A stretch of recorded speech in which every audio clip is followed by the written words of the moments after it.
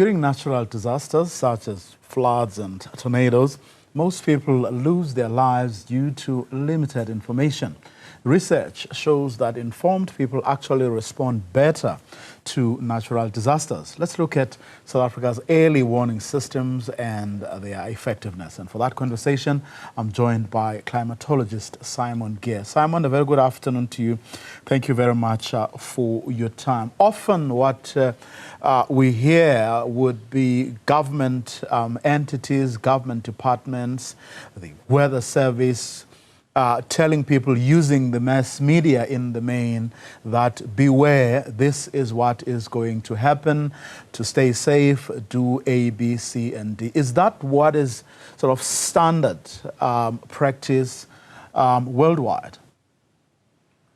Yeah, we have a very sophisticated weather forecasting service here in South Africa. We are certainly comparable with similar sized countries around the world.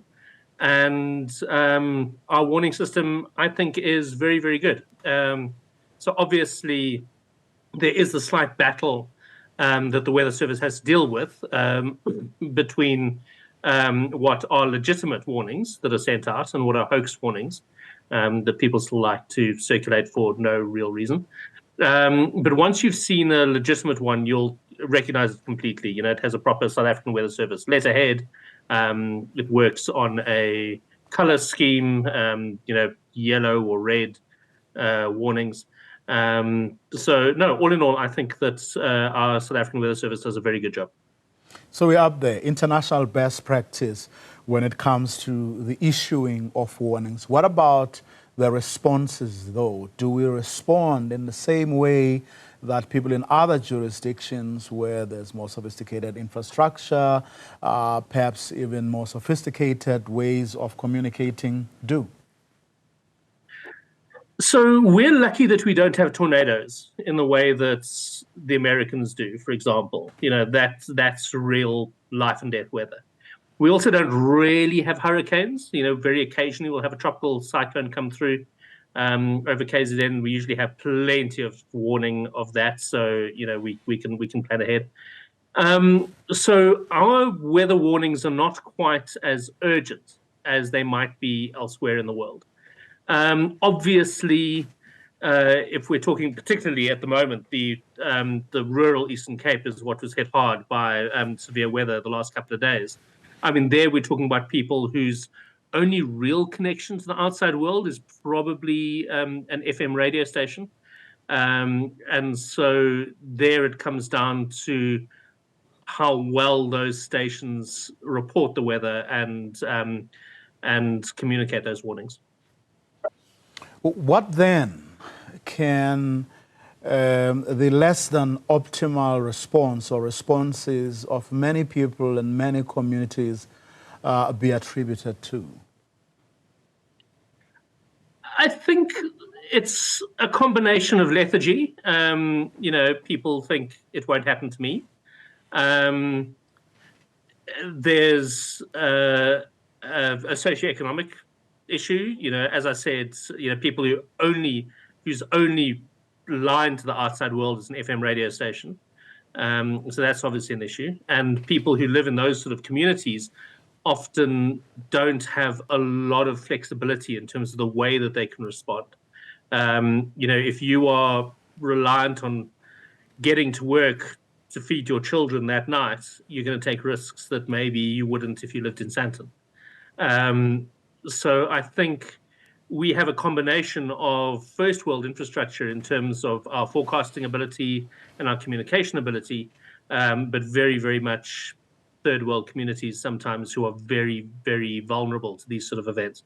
I'm keen for us to get into the contributors to such things as flexibility, because I'm trying to think of a situation where someone is being advised to, or perhaps not even advised, they feel they need to go outside and seek help, but leaving their home unattended to or with children poses even more of a risk, because then criminals may just come and take whatever they have or what is left of the home.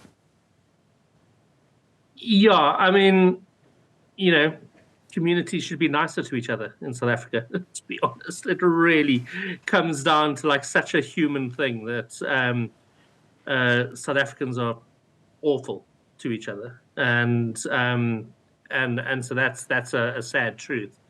But even even setting aside the desperation maybe of having to leave and leave your children, or whatever. I mean, we often have stories of people in luxury SUVs trying to drive through the Braamfontein-Spruit when it's flooding and thinking that their $1 million vehicle somehow gives them a free pass to a flooded river, and it absolutely doesn't. So I think with all of these things, there's a realism, but also communities often know their own weather quite well. And if you know that there's an area that gets flooded once every 5 years, once every 10 years, as a community member, you need to take your own responsibility and to realize that when we have an extreme event, those areas are going to be dangerous. Is it not a bit of a big ask in communities, especially rural communities, where mobility is a big problem? I'm not going to talk about the underlying issues of poverty, and in some instances where you have old, sick, and infirm people. But when you look at the situation overall, what do you think are some of the things that are perhaps beyond what the weather service can actually do, that then contribute to such situations as seeing people being trapped or actually being unable to heed calls for safety? I mean, it comes down to basic service delivery. When bridges get washed away, they need to be rebuilt at a level that is acceptable, that is resistant to a 50-year or 100-year flood level. So there is a government responsibility, obviously. Obviously, in our incredibly rural areas, you can't reach everyone. And so people need to take responsibility for themselves as well. These are adults. These are people who know their area, know their weather, and obviously no one deliberately puts themselves at risk. But to just throw your hands up and say, well, government must take responsibility is also incorrect. Of course, I mean, no system is perfect. To take you back where we started, what can still be improved when it comes to our early warning system? I think our early warning systems are good. I'm not really on top of how well the FM radio stations necessarily report weather warnings. They should report them well. I mean, it's something that is part of their mandate, particularly if they're part of the SABC suite. So I think communication is there. And these days also, smartphone penetration is far deeper than we would ever have imagined 10 or 15 years ago. So, even in quite rural communities, there are people who have access to the internet and are able to receive WhatsApp warnings and those sort of things. So all in all, there's not a whole lot more that I can imagine we could be doing.